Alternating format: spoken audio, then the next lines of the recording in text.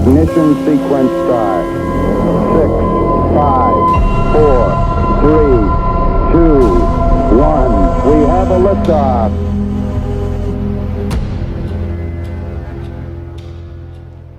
What's up, Doom Nation, and welcome back. You are listening to the Two Doom Men podcast. As always, Skaggs and yours truly, the captain. What's up, buddy? What do we got on the agenda for tonight? Yeah, man, Super Tuesday. Get fucked up Friday, Thursday with the Two Doom Men. Now you got Super Tuesday. What's that in the air? A bird? A plane? It's Super Tuesday. Yeah, Super Tuesday, way more lame than the other yeah. fun days of the week. Thursday's way better. Way more fun than Super Tuesday. But yeah, we'll be talking a little bit. Well, we'll be seeing what comes of Super Tuesday. A whole bunch of states are voting in the primaries. Our prediction is that Trump will trounce, dominate, and all of them on his side, and Biden will probably lose to none of the above on a couple, and he'll probably win a couple as well. That's my guess. But we'll also talk about the other primary the other day in Washington, D.C. We thought that was pretty funny. Obviously, the big news this week as well is the Supreme Court voted 9-0 in terms of striking down the idea of, in Colorado, of taking Trump off the ballot. So we'll talk about that. And like we always say, man, the reaction is always way better than the thing itself. You guys all know my opinion on this stuff. It's boring as fuck, all the attempts at taking Trump down, but the reaction it's beautiful. Yeah, beautiful. Wow. I want to start with a joke. Knock, knock. Who's there? 9. 9 who? 9-0, baby. Yeah, I could hear Keith Olbermann right now just crying in a locker that he's been shoved in or something like that. Yeah. Man, he was the one of anybody. I guess we'll just start with that. Like, you know what? Yeah. Yeah. I had said to you, I just the other day, man, like, what were we talking to Garrett about when I was just like, looks like the get fuck train's making all the stops today. All the stops today. Yeah. But the second that news about the Supreme Court came out, I was like, right, because this is what's supposed to happen. This is the way it's supposed to be. But I knew the reaction on Twitter was going to be monumental. Mm-hmm. I thought it was going to be an interesting reaction because it was a 9-0 decision, and there are some really super lefty judges on the court, like what's her name, Ketanji Brown Jackson, who couldn't, she couldn't say what a woman was when she was confirmed. I mean, who can? But she even ruled in favor of Trump on this one. So I was like, man, what are they going to do? They're going to throw their idols under the bus in this? And yep, that's what they did. Yeah.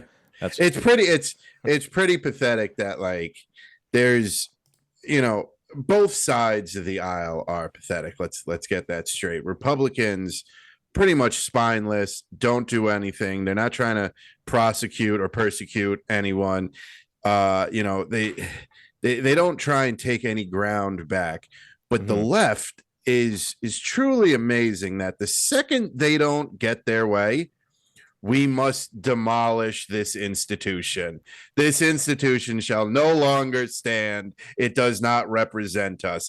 Yeah, bitch, it kind of does represent the Supreme Court, right? Yeah, if anything, it's almost 50-50. It's a good thing that it's an odd number, right? Otherwise, they'd never. Yes. Otherwise, every decision that way. Yeah. Right, every decision would be a tie, probably, or almost every one of them.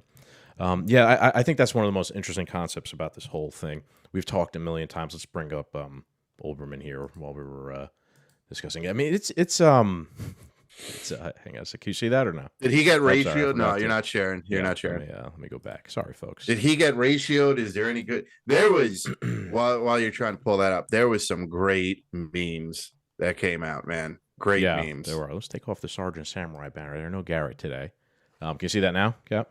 Yes. Okay. So actually, we're gonna use tweets of the week this week to drive the story here because, like I said, the reaction's always more fun sometimes and interesting than the news itself. So Keith Olbermann, Supreme Court has betrayed democracy. Its members, including Jackson, Kagan, and Sotomayor, have proved themselves inept at reading comprehension, and collectively, the court has shown itself to be corrupt and illegitimate. It was funny because he tweeted this at 10:20. I didn't see this until like 11. I tweeted at 10:40. Like, I wonder what the reactions to this are going to be around like the progressives. And then I saw this later. So yeah, Yeah, like there's it's strange that the Democratic Party can work in such unison because they are a more tight-knit party than the Republican Party, or even, sadly to say, the Libertarian Party. But it's weird that they could stay such a tight-knit party when at the drop of a vote they will disown you, Uncle Tom you, dissolve you, cancel you. You did not vote in my favor in one thing. Excommunicado. Goodbye. This isn't just one thing, though. This is like the thing I understand for that, guys but, like Olbermann. He's been just losing his shit for years about Trump. Yeah. This was pretty tame compared to some of like the videos he's posted Mhm. of him like near the window in his apartment near like Columbus Circle in the city. I mean, it looks like where he's just like screaming into the camera, and he just looks deranged. I'm not sure sometimes if he's gonna like jump out the window, and that's in the background usually when he's taking these videos, but. It's interesting how like the old Sports Center guy became such a deranged maniac lunatic about just such a case of Trump derangement syndrome, which I want to get into about him. But go ahead, what were we gonna say? You gotta give like Trump derangement syndrome like credit where credit's due, because I mean this is 2024. We have been on this destroy Trump at all costs path now for 9 years. For 9 years, think of this. He came down those escalators in 2015, and from that moment on, it was get Trump by any means necessary. And it's been 9 years, fake investigations. We've uncovered more dirt and corruption on the people trying to get him out of office than we've actually ever uncovered on Trump himself. It's strange. Like, you have to have some type of legitimate, I don't know, brain damage or actual syndrome to think 9 years later, like, to still underestimate the process and be shocked that like Trump came up on top again. Well, the most interesting thing is, right, or these people who want to blow up the process that they every day claim to be the ones defending. It's like they're literally crying about democracy every day. We need to destroy the Supreme Court and the voting system in order to protect democracy. And we've spoken a million times, me on this. Like, most of these leftist establishment, like let's even put aside like leftists that are I don't know, pro-Palestine or something, and then like Biden, who's more of like an establishment type. When they talk about democracy, we've always said like it's just power. Right, we'll just switch out the word democracy for power. Yeah. I don't know. Do you think a guy like Keith Olbermann is thinking that deeply about it, or do you think he just has complete mental derangement? Like, is he cognizant of that? I think at this point, I think it started off with like these deep thoughts and maybe truly believing or being guided to believe that Trump is this horrible antichrist. But now it's got to be, it has to be mental. This is a full-grown adult. He's older than us. You know what I mean? Like, you have children. We have responsibilities. We're not, we're a couple of dummies here, but like, we're adult enough to sit back and watch these things play out. And we don't ask for the White House to be dissolved, the administrate, you know what I'm saying? Like, I might, but yeah, I know what you mean. I know, I get. You know what I'm saying? Like, well, no, of course we want a smaller government and stuff like that. But like, when something happens, our first reaction isn't this. You know what I mean? Like, to film a video screaming at my window, on Fifth Avenue or whatever, and like, we're not sure if I'm gonna fall out of it or not. Yeah, I just don't understand how, like, I don't know. I guess because I don't even like hate Biden or like Hillary Clinton or Bill Gates that much, where like I would sit there and be like, this judge needs to be disbarred. How could they have not fucking indicted, Bill Gates, or, imaginary situation, obviously. Bill Gates got off. on to my next thing. You know what I mean? Like, this is like the end of the world for this guy every other week. Every other week. Not for just this guy, for these people in general. Yeah. It's weird, like, how many times it has happened and you get caught, you get your dick caught in your zipper every fucking time this happens. It's ridiculous. That's why he looks like such shit. Would you say 9 years it's been? Imagine getting your dick caught in your zipper every week for 9 weeks. Yeah. I mean, I'm sorry, for 9 years in a row. Yeah. He obviously he doesn't look happy. He looks sick and deranged. Like, his skin doesn't look good. We're going to get into a couple other videos here of other deranged people in a bit. What you were saying before, like, you don't hate some of these people. I fucking hate them. Like, I hate Hillary Clinton, and especially any of these people who have like had their hand in any of these wars that have killed millions of people. Mm-hmm. They deserve to be hated and ratioed and into oblivion for the rest of their life. But I don't let it impact me on my day-to-day life. That's the point I'm making. Deranged and unhappy. Like, no, you should.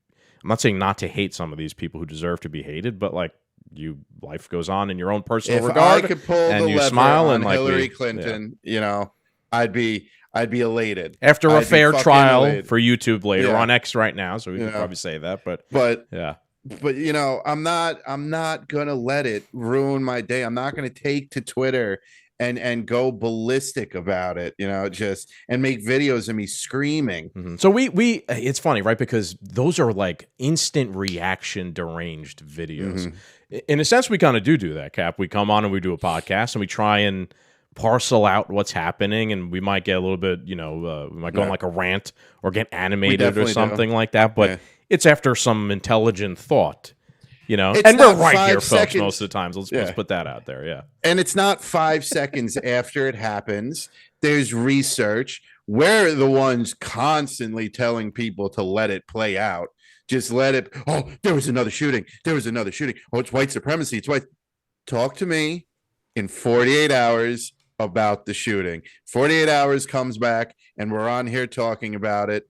Nobody even remembers there was a fucking shooting because the shooter was trans or was this or that, and it gets buried. You know what I mean? So I think something a shooting is a perfect example of this, of these gun grabbers who are just waiting for a shooting to happen that fits their narrative. They don't hate the shootings. They want the shootings to happen. They hate the fact that all the shooters are black or trans or immigrants or something. They love the shootings. They just want a white Trump supporter to be the shooter. Yeah, they're picking and choosing which ones they they promote, in a sense. I think what we're discounting or forgetting to mention here is like the corporate press whipping these people into a frenzy. Yeah. Like, I'm going to assume Keith Olbermann is glued to MSNBC 24/7. Rachel Maddow probably was branded. They probably dragged her in the back and whipped her.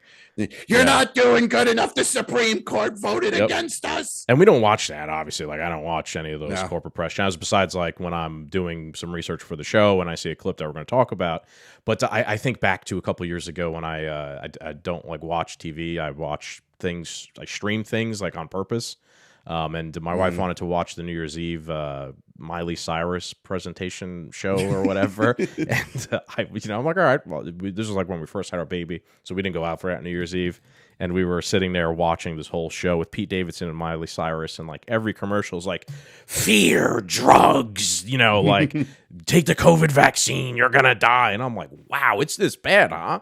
I'm like, no wonder, all these people are whipped up into a frenzy and hypochondriacs at everything all the time. They're just being fed that stuff. And I'm not saying like me and you don't ever be like, hey, there's this thing that we should be concerned about, nuclear war with Putin or whatever. But it's presented in a way with nuance and in a discussion. There's got to be someone in Doom Nation that shows up here week in, week out to get their news, right? So we are disseminating news and information. Yeah, I hope so. Yeah. Let's go. Speaking of deranged, let's go over to our next deranged individual. And this person is the the one who initiated the like trying to remove taking him Trump off the ballot in Colorado. So let's see what she had to say. She's the Secretary of State of Colorado. What's her name? Does it say it there? Sorry, I said it up top. Jenna Griswold. Yeah, The let's see Griswolds. her reaction Christmas to this. vacation. My larger reaction is disappointment. I do believe that states should be able, under our Constitution, to bar oath-breaking insurrectionists.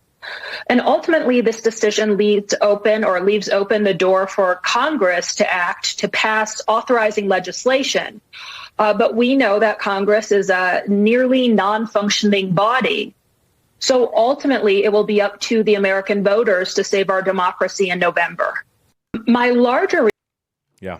I mean, look, just it was eyes. always up to the American public to save democracy. That is such a telling line. Basically, your state representative of Colorado didn't believe that the American people were qualified enough to save democracy come November and vote in the right, quote unquote, the right, vote for the right candidate. So the government decided they should step in and illegally remove someone from the ballot and, cause some type of election interference. It's insane that she thinks it's just now it's up to the American people. It just shows that the government does not think we have the power. There is no we the people to the government. Voting is a joke to them. I mean, that is telling. All under the pretense of protecting democracy, literally. Yeah. That's what she said. It'll be up to the American voters to save our democracy in November. So now, let's say we have our democracy in November, and majority of the voters choose Trump, and he wins. Yeah, let's prediction time. They're going to say that like democracy is under threat because people voted for the candidate they want, and that candidate won. Yeah, I'm sure we mark this clip, mark this, 8/19 on this episode, and I guarantee you we could November 6th, we could pull this up as a receipt. Mm-hmm. Every headline, the American voters voted to destroy the American democracy. Yeah, the death of American democracy at the hands of the American voter. There'll be like an Atlantic article, definitely, about something like that. Like so, somebody like this, because contrast them to Keith Olbermann, who I think we both probably agreed is just completely deranged at this point. Mm-hmm. Olbermann, somebody like this looks to me like a true believer in the idea of like democracy means power and I rule over you. And I'm just going to use that word like it doesn't mean the traditional meaning of the word. I mean, just looking at her, right? She's like she's in physical pain that this didn't go her way. So my guess, true believer, Jenna Griswold. Yeah. And what was I going to say before that? This brings up also. We talked a lot about this during COVID. The idea that our obviously I think our system is flawed as a libertarian, right? But the idea that someone like this can pass a law or do a thing, like we talked about this back during COVID with the vaccine mandate, where like remember Biden, tried to mandate the vaccine mandate for federal contractors, and it basically almost applied to everybody, and it stayed for a while until like there was a delay of a couple months later. Then the Supreme Court ruled on it, struck it down. That like shouldn't be possible. Do you know what I mean? Like it should be, if that happens, there needs to either be some sort of penalty or accountability on the person who violated the Constitution. Like you go to jail if you do something like that, or the law you pay. And in this regard, I think Trump wasn't technically, the Colorado thing hasn't happened yet, right? Like the primary hasn't actually happened yet. So it's not exactly a one-to-one comparison, but maybe like if you pass a law like this, it's contingent upon waiting for the Supreme Court to review it before it actually goes into effect. Because how could you pass a law like the vaccine passport mandate thing, and then like it's in effect for 6 months, and then they're like, well, actually, that was unconstitutional the whole time. So you in a sense broke the law by passing a law, but it stayed in effect for 6 months. It might have affected people's lives and got whatever in whatever way, and then you just whoopsies. Like it wasn't legal the whole time. This is why Congress votes on such large spending bills at the dead of night. They want you to think we're working so hard we stayed here all night. No, they used the cover of darkness to gather and fuck us on our money. Yeah. That's what they do. You know what I mean? Like they don't have the balls to do this. Yeah, they don't have the balls to do this when everybody's looking, because you know, it's that saying, we've had guns in this country for 270 something years. The only reason why you want to get rid of the guns is because you're about to do something that would make us use the guns. That's why you go in the middle of the night to pass these bills, so you could get around town and not get murdered. Imagine you pass a $10 trillion spending bill, 12 o'clock noon, you walk outside and there's an angry mob. Yeah, they're scared of the backlash. That's also why they, you know, I have to think this is also why they untied money from like a gold standard and gave, you know, the value of money to the Federal Reserve, because there's, I think, did we talk about this last time? Like, there's no way they would be able to get away with giving trillions of your dollars away every single year if it was directly tied to taxes. Like, if they had to actually get it from you to give it away, and you were getting taxed at like 75%, and it's all going away to foreign aid things. I mean, like, quickly people are going to be on trucks heading to Washington, you know, ready to burn the place down. So they had to have thought of that at the time. I think, like, flip side of this, not only can we manipulate the money supply, but we could really get away with things that we wouldn't be able to get away to if we were tied to a hard set of value of money. What's up, everyone? It's the Two Do Men, and we're here to tell you about a partner of ours, the Patriot Cigar Company. The Patriot Cigar Company's story started with the idea of incorporating the love of cigars with the love for freedom and America. There's no better way to celebrate our love for our country and freedoms we cherish than smoking a premium cigar. After months of trying out different blends and working with master blenders, they created the Hellfire, TNT, Sidewinder, Moab, and Mark 48, which we have right here. Each cigar is made with premium tobacco, aged a minimum of 3 years in Nicaragua. You know, this is a true story. I had really fallen off smoking cigars for a while, and I just couldn't find anything that I enjoyed or wanted to sit through until I was introduced to the Patriot Cigar Company, and these are honestly some of the best cigars I've smoked in a long time. And the best part about it is you could go to mypatriotcigars.com and use our promo code DOOMED to get 15% off your order. So if you're ready to enjoy a nice cigar, head on over to their website by using the link in our episode description below. Yeah, try to keep an eye here if any results come out on Super Tuesday wise. I'm gonna assume Trump is gonna win, like we were saying before. I'm not seeing anything yet. It's 8:23. Maybe we'll transition here and talk about Nikki Haley's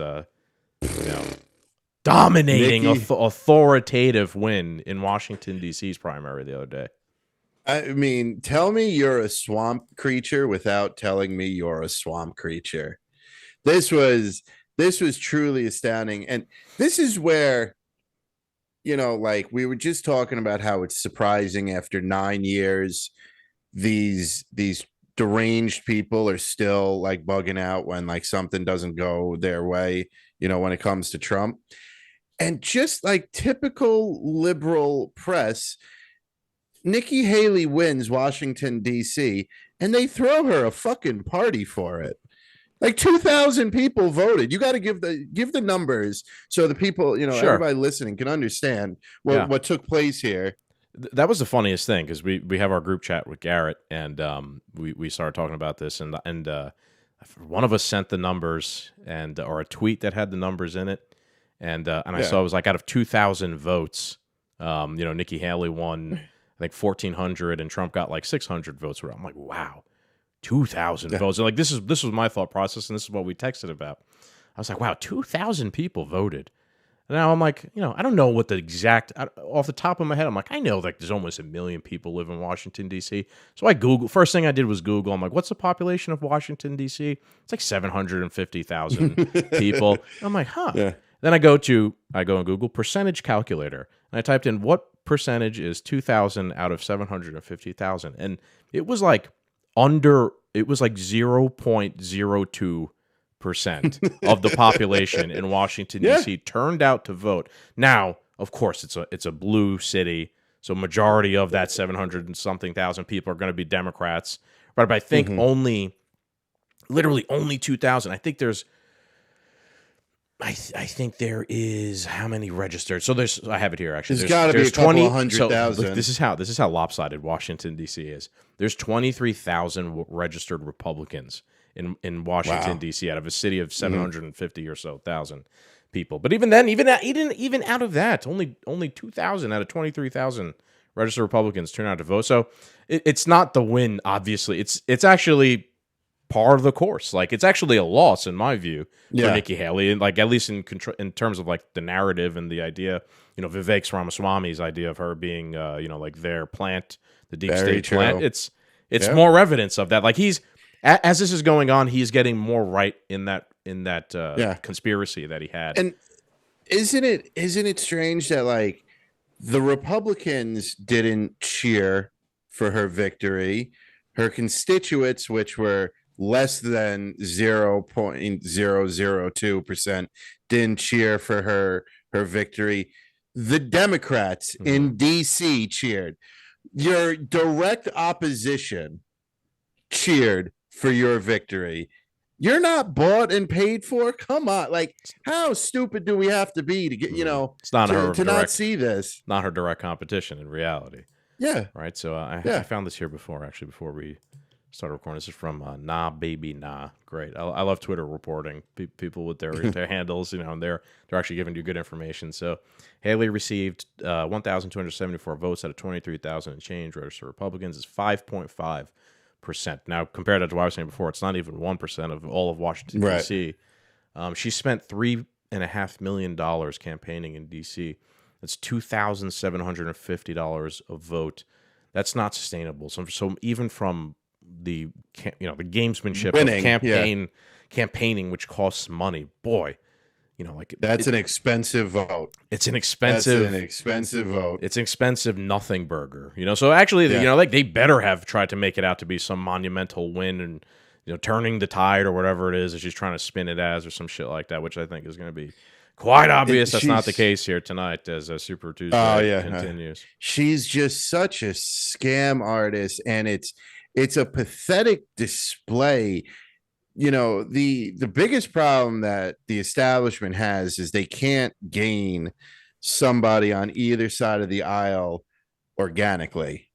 You know what I mean? Like, from the start, if you're with the establishment, you're a paid operative. You know what I mean? You'll follow the talking points. You won't like come out one day and just be this ringer and have this following. And you know what I'm saying? Like, there's nothing organic about her. It's like all pre-planned. For her, yeah. And you could, and you could see it that nobody is interested in her. This is like another case of, everybody who when Biden won the election and Kamala Harris became the first female VP, and all the women on Facebook crying and Instagram crying because they were so proud to have the first female VP. Where the fuck were you when she was running? She polled at 1%. Right. You know what I mean? Like, and now you got this bitch who's just sticking it out, hemorrhaging money out of her own campaign for the sole purpose of trying to outlast Trump, hoping he'll get arrested, and keeping him spending money. Can we figure out how much money? I would like to know how much money Trump campaigned in DC, because I'm going to go with $1, maybe. Probably nothing. I think whatever he had to pay. I don't know. He probably just paid the fees to be on the ballot. You know what I'm saying? I don't know. It's a good question. I didn't even think of that. I wonder if we can even find that. This is the one place, as like, if you're the good guy, if you're truly the good guy, you don't want to win here. Right. This is the place Joe Biden goes to win. Yeah, I got to plug the computer in, but it's a measure. Yeah, like, right. I can't ever foresee, especially in the primary. Now, the general election might be perhaps different, but especially in the primary, I can't ever foresee, like you winning Washington, D.C., or whoever did win Washington, D.C. being a good measure. Like, the city is fueled on government employees.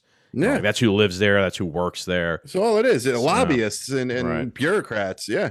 And poor black people. The worst of the worst. Yeah. Yeah. I don't know. Like, I did a quick cursory search here, and it's not easy to find. A lot of the first couple things are about the 2016 cycle. Curiously enough, not about this cycle. So yeah, I can't find that. But yeah, it's not what she's making it out to be, obviously, right? It really is just a measure of how corrupt and how just a dog and pony show her entire campaign is. So you put it well. It's not organic, obviously. No, right? She's a creature of a created thing. I mean, like, think of how many primaries has Trump won? We're on like what, 10-1 now or something like that, maybe.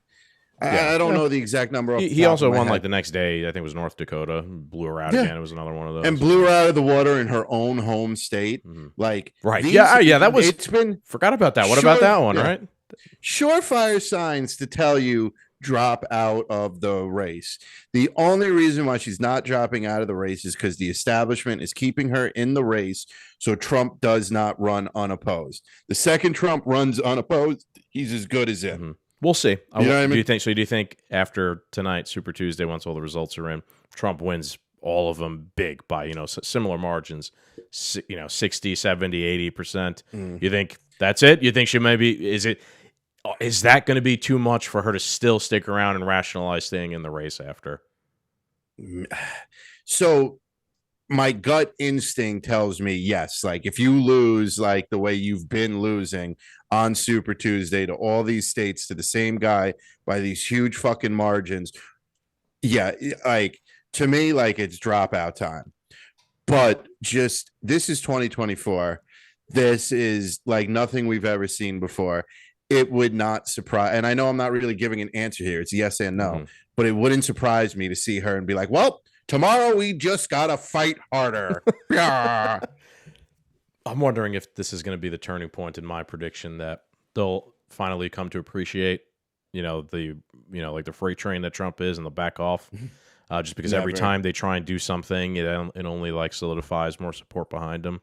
And, that was my, if you watched our first episode of the year after New Year's Eve, that was my prediction, that they'll come to appreciate that. They'll back off. He'll win. He'll become the president. And then they'll just look to do what they did to him the first time, which is like put bad people, sneak bad people into the administration where they can because he's easily influenced, and tie him up in another impeachment thing, maybe around January 6th or something. They'll push it off to after he's actually president. And he'll spend 4 years tied up in the Russia gate, battling it, 38.0 or something like that again, and he won't actually get anything accomplished for a second term. That's my prediction.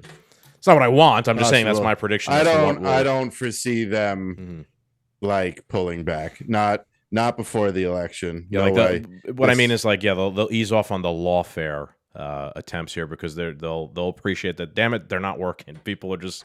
I think if Nikki had to bow out, they would only ramp up everything they could on him. And also, we saw AT&T go down. Instagram and Facebook went down. Didn't, like Garrett was saying, like, everybody on Facebook got kicked out of Super Tuesday or something. Like, well, just the fact that is suspicious, right? The fact that some of the social media companies are not working on Super Tuesday. Yeah, Yeah. How many coincidences am I allowed to believe in? If Trump, if Haley backs out and Trump's the candidate, then I think we're going to start seeing an uprise in systems going down. And, oh, I'm sorry you searched, Trump's website, but just Google's down, cyber attack. Yeah. Sorry. I wouldn't be surprised if we see that. You never know. Something to keep our eye on. Let's share a couple more tweets here as we continue on with the night. This more about SCOTUS? We'll do a little bit of that. Let's change gears here real quick and throw a shout out to Namrock, one of our meme buddies here. And he's quote tweeting President Biden, who said, State of the Union prep, get ready, folks. Biden's State of the Union is this coming Thursday. And he tweeted a photo of him sitting there reading a book, like as if he could read. And so Namrock, the reason why I wanted to share this one is because last week we were going over Hunter S. Thompson's list of drugs all day. So Namrock, he changed here the book, and he put pre-speech nap and Adderall schedule, 4 to 7 p.m. for Joe Biden, a nap. 7:15, diaper change. 7:30, 15 milligrams of Adderall. 7:45, 1 gram of cocaine. 8 p.m., review speech. 8:15, diaper change. 8:20, dress. 8:30, depart White House. 8:45, 10 milligram of Adderall. That might not be far off. It might not be far off, man. You got to wonder, what keeps this guy alive? I don't think it would be normal Adderall. I think it'd be something that we never even seen or heard of before. Remember that time he came out to debate Trump, and it was like he was looked good. He had like a taser and a light bulb up his ass. They'd probably fucking do that again. Something like that. Yeah. There's been times. I mean, that was a long time ago now, but I remember. I'm like, wow, he looks good tonight. He was sharp. He was quick on his responses. Now, he was a They good had debater to. back in the day. This isn't like an endorsement of Biden or anything here, Yeah. folks, but he was a good debater back in the day. And like, I was like, wow, I look like the old Joe Biden there. They gave him the good shit. They gave him like the Area 51 alien experimental shit. For that. What was Element 51 or something? Yeah, Element 151 from fucking what's his name?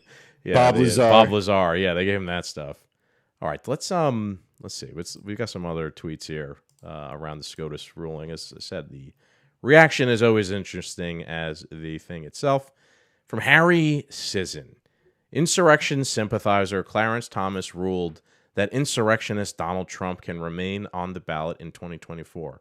That should be the headline. Now, he got community noted here, and it's like, yeah, all nine Supreme Court justices ruled on reversing the decision. Funny enough, it's like, yo, dude, your like undercover racism accidentally came out here for all to see because he picked on the black guy who was in the Supreme Court, Clarence Thomas, and he got ratioed into outer space. That's why I love Clarence Thomas so much, because, and I you know, what I'm about to say isn't the greatest thing, but somebody broke away from the plantation and they just can't handle it. Because he's a black guy, he should be a Democrat. In people like Harry's eyes, and a lot of people on the left that are in power, because you are black, you should be a diehard Democrat. And this man broke away from the plantation, and you could see the absolute racial hatred they have for this man. That's why I love him. Yeah, Harry Sisson is one of these like young kids. Was he 20? Just shut the fuck up. So he's retarded. Like, yeah, then I don't even like. He shouldn't even be allowed on Twitter. Is he a true believer? Or does he have Trump derangement syndrome? I don't. He might be a hybrid of both. I don't know if he. I don't know if he's. I think he's too young and dumb to be a true believer in any sort of Marxist plot to subvert democracy into power or something like that. I think there's probably with a kid like this, I think there's a lot of like social media grifting off of it. Like, I'm gonna do something no one thought of. I'm gonna be a young kid who's like the most diehard TikToker for Joe Biden, and like no one's thought of that before, right?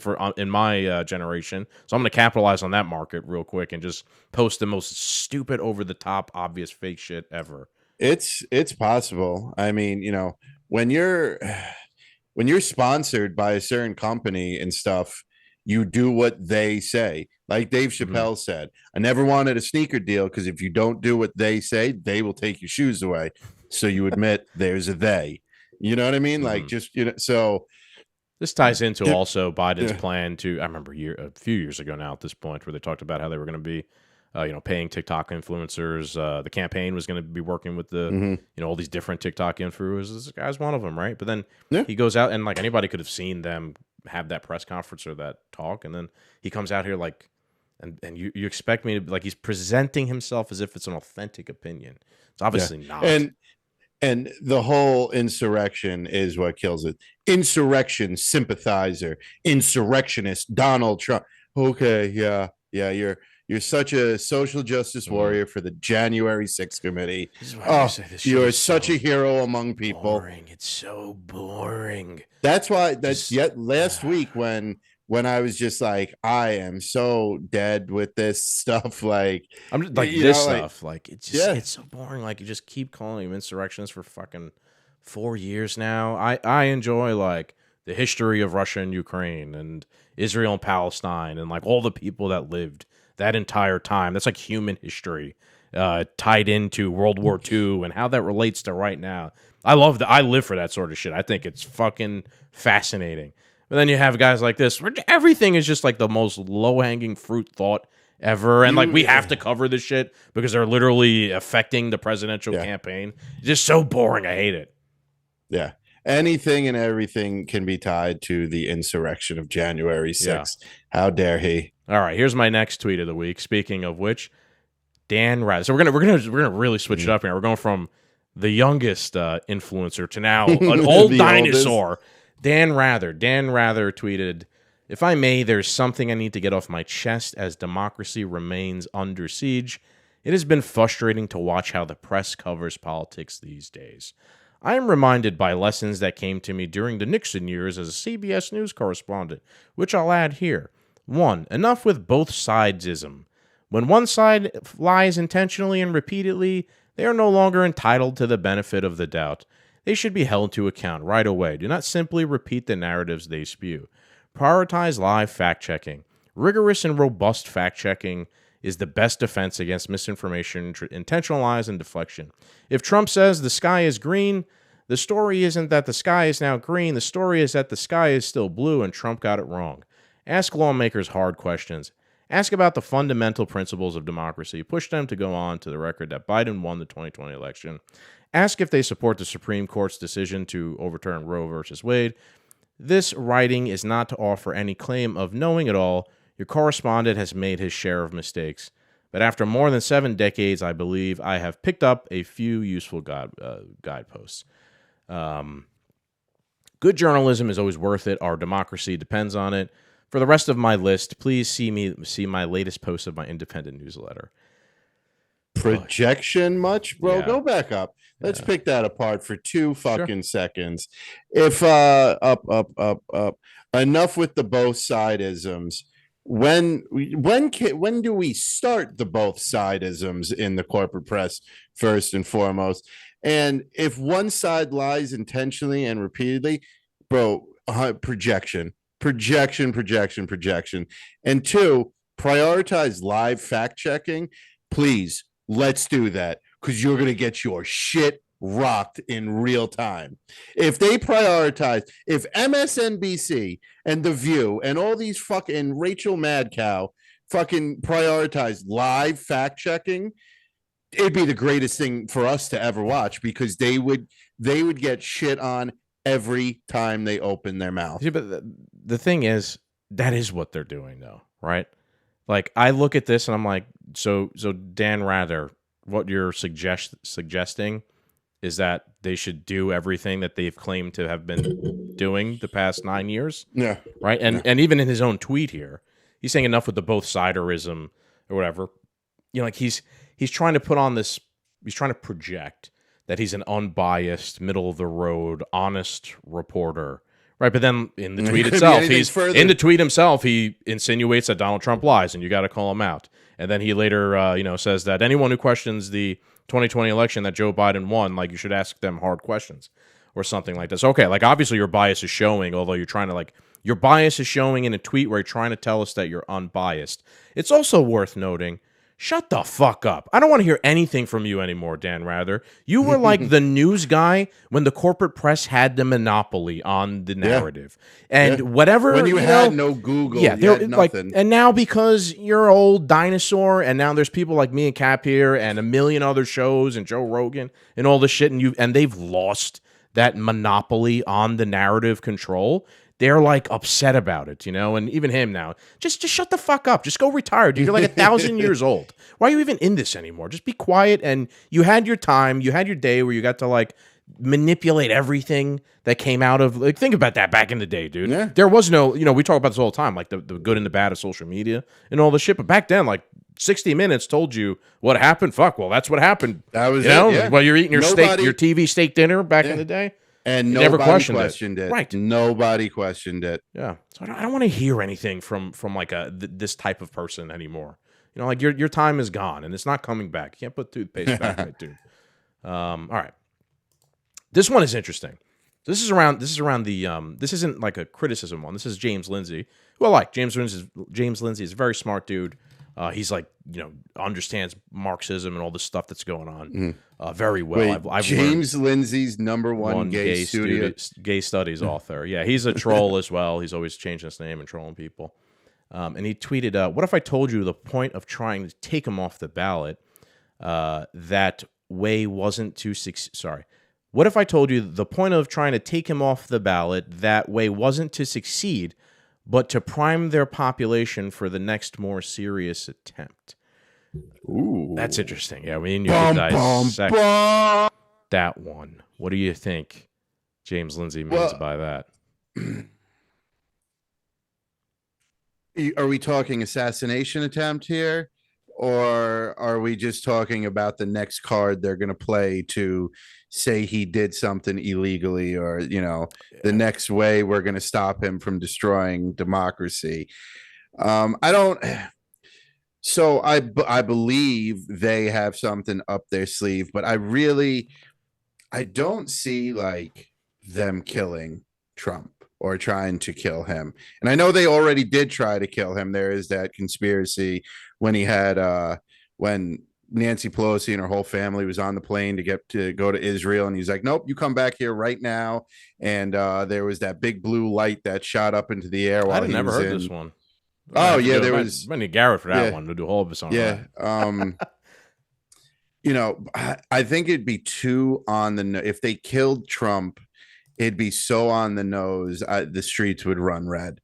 You know what I mean? Like we would know. Martyrdom is not always the Yeah. best course of action. Yeah, either. yeah. I think it would be. I think that would turn out to be a terrible decision. But do I think they have something else up their sleeve to try and get him off the ballot or to try and prevent him from making it out of the primaries? Yeah, 100%.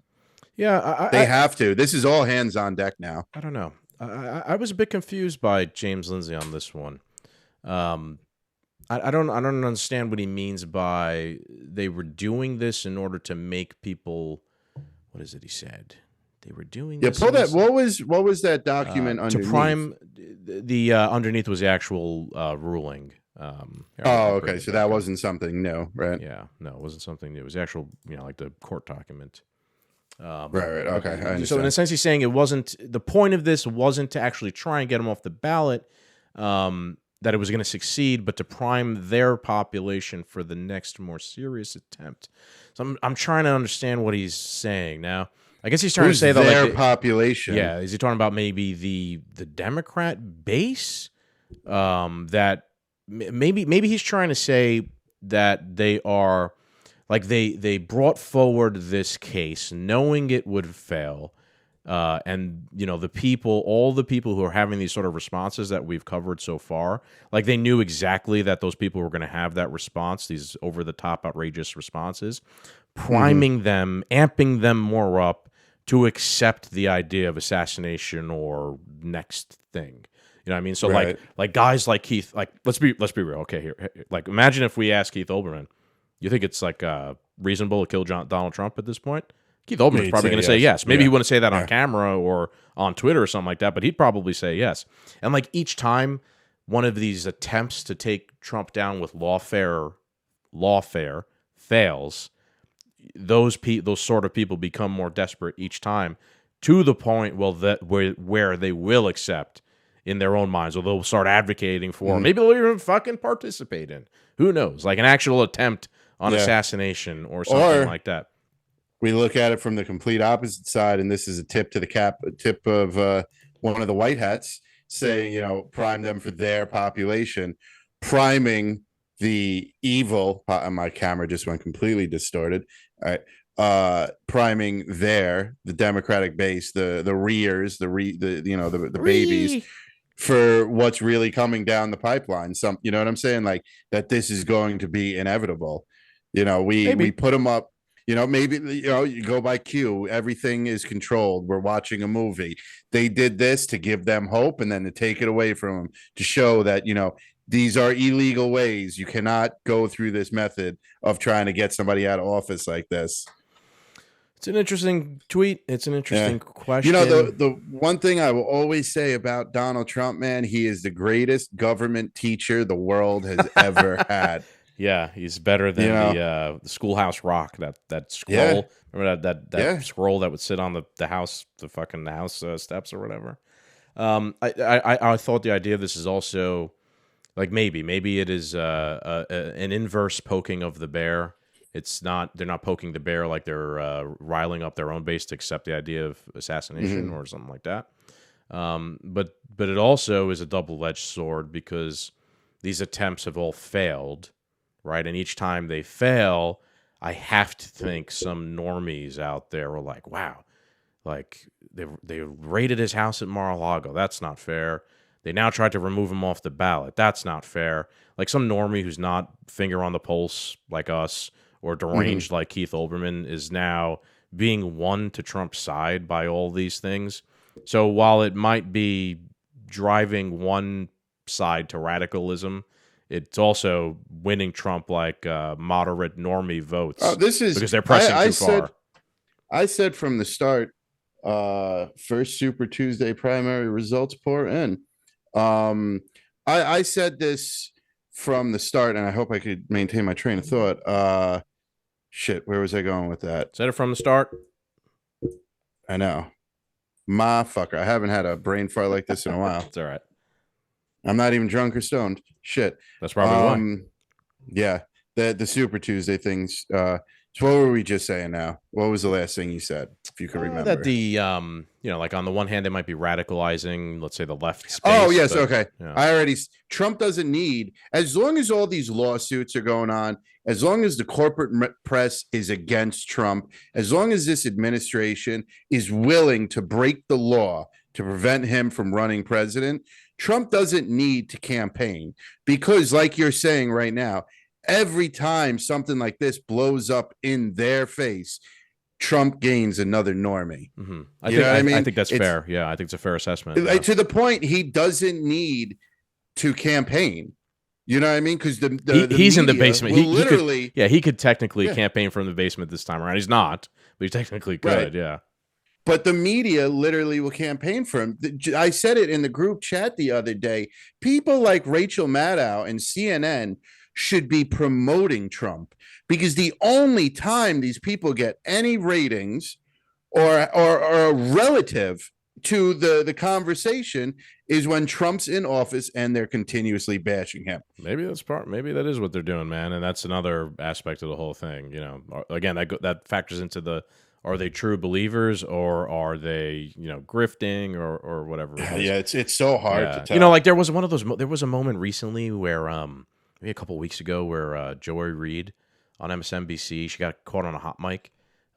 This was back when we did funnily enough, this was back when they started the airstrikes on Yemen, and we did an episode about it, which funnily enough got pulled off of YouTube, that episode, because they said that we shared misinformation, because we shared the video of Alex Jones sharing a tanker that was on fire, and we were like pointing out that that's not the real tanker, and that you got to be careful about things like that. And they pulled our episode off of YouTube, saying that we shared the misinformation, even though we were trying to point out that wasn't right. Yeah. So showing an example of misinformation. Sorry for the little spreading misinformation. Sorry for a rant there, but Joy Reid got caught on a hot mic, basically saying Biden's starting another fucking war. Whoa, Yeah. what? Is there so? Perhaps there is some intelligent thought happening there, but then once the camera goes on, it's back into the act that I play every day, every night here, being in the bag for Joe Biden.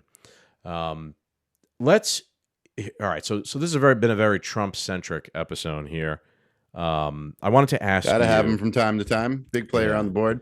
I wanted to ask you, who do you think would be the best? Maybe so. Two-pronged question: who would you want to be Trump's vice president, and who do you think actually would be the best choice for vice president in terms of helping him win the election? Right. So funny enough, I liked. I said it on the show a long time ago. Carrie Lake from Arizona, and then you shared that tweet today, and I was like, boy, she's just a war pig now, and she's standing firm for Israel. Yeah, I wouldn't say she's a war pig, but she had a questionable tweet about standing with Israel and all that stuff. Yeah, a very establishment-sided tweet came from her. So I always liked her because she was a woman, and it could take away this sexist aspect of Trump, even though it won't matter because the Democrats would just throw her under the bus anyway and say she's not a woman, whatever. I think the answer to both those questions, it's scary because I don't still fully trust him, but I'm going to say Vivek Ramaswamy.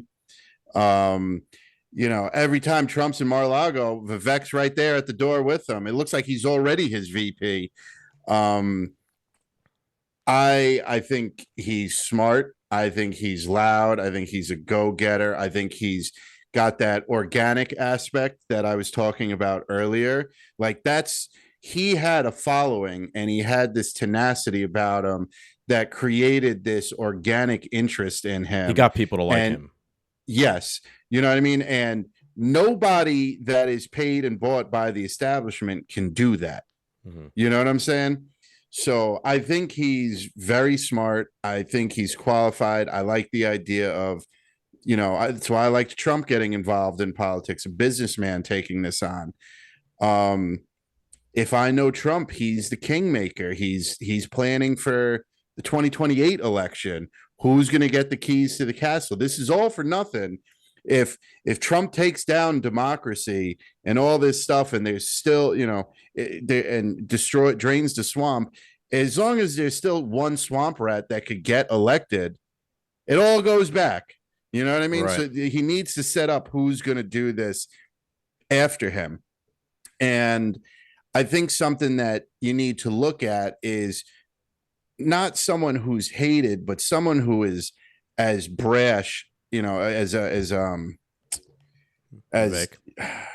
Yeah, Vivek will go out there and speak his mind, and Trump will go out there and speak his mind, and they're not beholden to some lobbyist. Mm-hmm. You know what I'm saying? So that's why I like him as a VP. Okay. Do I know if he's the best choice? No. Okay. I'll give my thoughts in a second, but I got news. So it seems like Trump is going to completely sweep Super Tuesday. So far, he's won. So far, he's won Alabama, Arkansas, Idaho, Iowa, Maine, Michigan, Missouri, Nevada, New Hampshire. I'm sorry, this is New Hampshire was already done, but North Carolina, Oklahoma, South Carolina, obviously, Tennessee, Texas, Virginia, Utah, Vermont. Yeah, more states to go. So that looks like it's going to be the way it's going to go. Which That's is funny. hilarious. That'll play back on what we were saying before. Does Nikki survive after today or not? We'll see. I hope she does. I hope she stays in, just so we could continue to make fun of her next week. Something to talk about. Yeah. So going back to the vice president thing, I agree with you. I think Vivek. Now keep in mind, this isn't an endorsement of Trump either. We're just doing, punditry or whatever on who what. So like if it was, I'd prefer one of the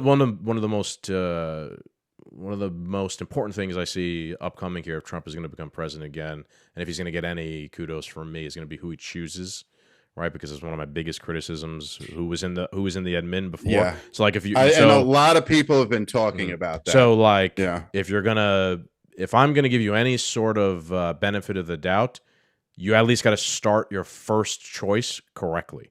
For me, like to win me over, or at least to get me to give you some benefit of the doubt. So I'd say that Vivek is my choice as the best person he could pick, just because he's the most libertarian of the group, and he has good ideas on how to actually address draining the swamp in terms of, instead of just saying things like, even libertarians I could criticize for, instead of just like saying end the Fed. Like, how are you going to actually end the Fed?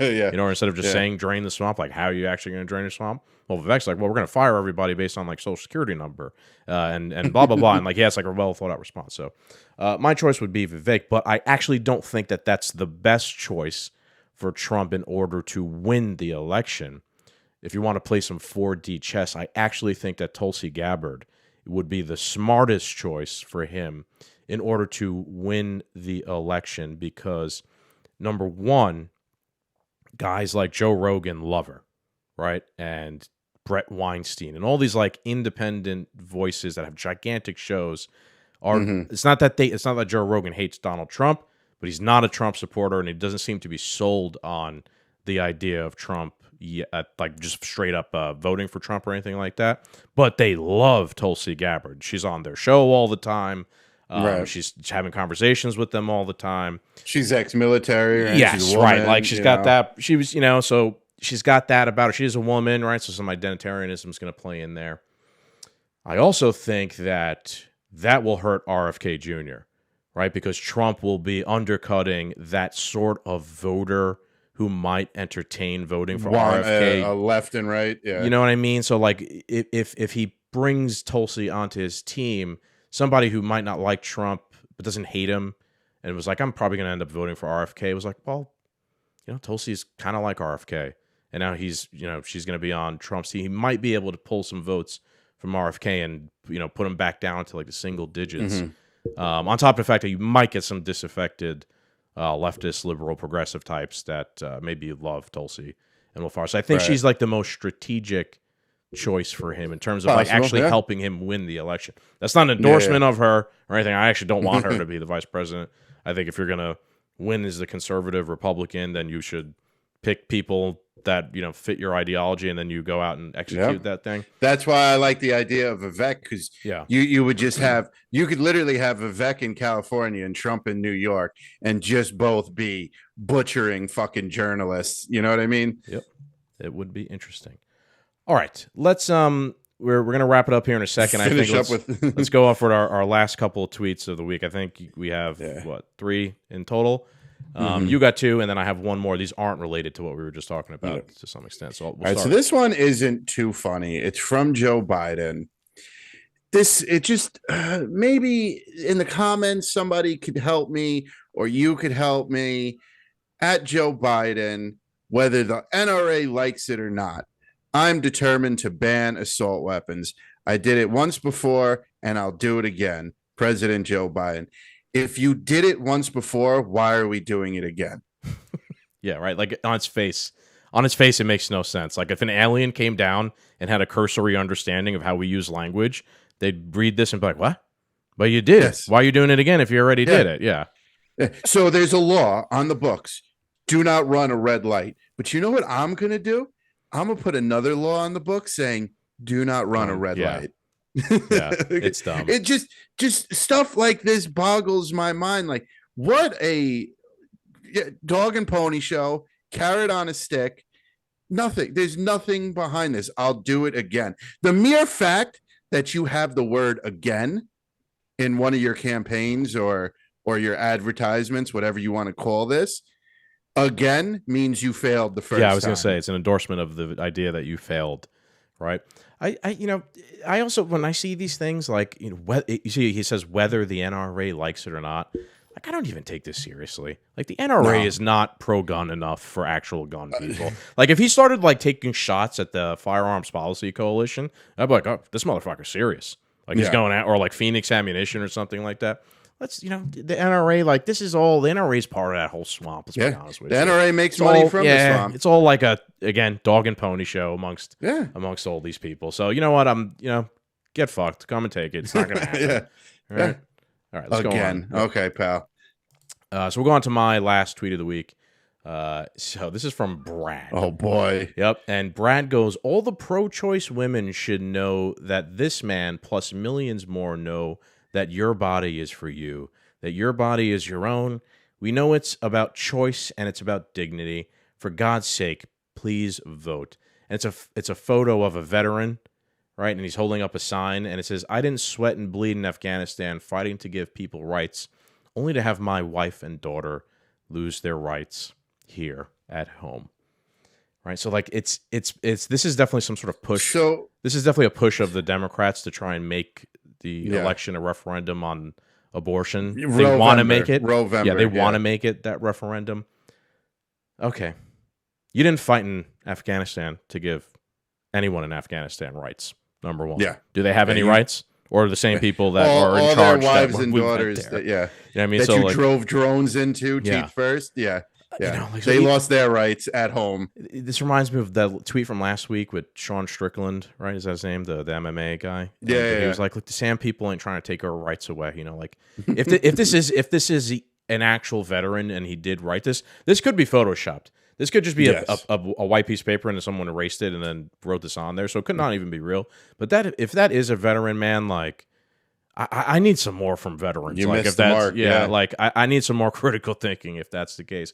I respect veterans and all that stuff, but like you being a veteran doesn't give you any sort of like one up on my rights or like or critical thinking or anything like that. And usually quite the contrary, actually. Like usually they're pretty, they're pretty, like if you're in the military, you're not necessarily told to like think critically about things. You're told to just like, follow orders. Just take orders, and do. Let's break it down for a second. You're a soldier and you fought in Afghanistan. Soldiers that do fighting kill people. This man who has potentially killed people overseas for our country is now mad that the killing is going to stop and his wife and daughter can no longer kill unborn babies. Right. It's weird flex, yeah, bro. yeah. I'll say it till Yeah. I'm blue in the face. We can make that It point. is Yep. It's the weirdest flex in the world. people love killing, man. Americans, they love Yeah. killing babies. It's really Yeah. bizarre. This the guy more I look at shouldn't- this, I don't should think be it's real. pro-life. Yeah. This guy should be pro-life because then we could create more soldiers and we could kill more people. Right. Yeah. Right. He needs more. Right. More men in the Yeah, I mean, military if that's to kill, what if you're pro-killing, clearly, so we need more Mhm. people to kill more people. I also just think this is like, what did I tweet here? I think I was like, yeah, wait till he finds out he didn't fight in Afghanistan to give them rights either. This is like more of that woke imperialism, you know. Stuff. I really don't think this is real. It doesn't look real. I don't know, but Yeah. it's sold as if it's real. It's just woke imperialism, or like, you know, like Well, the soldiers you know are when the soldiers are now the ones defending pro-choice abortions. Like, give me a fucking break. You know when we'll find out if this was real or not? When YouTube tells us if it was real or not. When they pull down the episode for sharing misinformation. All right, so Captain's last. It's not a tweet. It's This just is a truth social from Julian's Rum. If it's actually a picture of a whiskey glass too. Or it used to be Julian from Trailer Park Boys. I've always wondered if it's Tremblay is his last name, who plays Julian from the Trailer Park Boys. If you don't know the whole Q stuff, there was some huge supporters. Julian's Rum was one of the top pages you would go to for QAnon stuff. Anyway, today so far, as in March 5th, 2024, Super Tuesday, today's happenings. U.S. Department Secretary of State Victoria Nuland announces resignation. Massive Facebook/Instagram outages. Senator Kristen Sinema? Sinema announces she won't seek re-election. House committee subpoenas former New York Governor Cuomo over COVID-19 nursing home failures. Then finally, Senator Bob Mendez indicted for obstruction. There are some booms and happenings today, people, but the biggest one, good old fuckhead Cuomo is getting subpoenaed over what he did for COVID-19. And if Cuomo gets subpoenaed, then fucking Newsom has to get subpoenaed. That'll be interesting. Whitmer. And Whitmer. Yeah, that'll be interesting to keep an eye on. Yeah, a lot of things did happen. I mean, look, those are all possible things we could have talked about tonight. I would have loved to talk about Victoria Nuland, the chief architect of the entire Ukraine war going back for the past 10 years, is now resigning in the midst of the whole thing. Like, you know, just my opinion, she's got to be trying to skirt any accountability coming down the pike here. You know, let's get out of the public eye while we still can. You know, so I don't get in trouble. A big thing with the Anons and Q and all that, the great resignation. You're going to see a lot of CEOs, a lot of, quit, a lot of actors and musicians retire, a lot of senators and members of Congress stepping down just so they could get the fuck out of the way before this bomb hits. You know what? And I'll end it there. I am okay with that. I'm okay with them all resigning, putting a paper bag over their head, and we never hear from them again.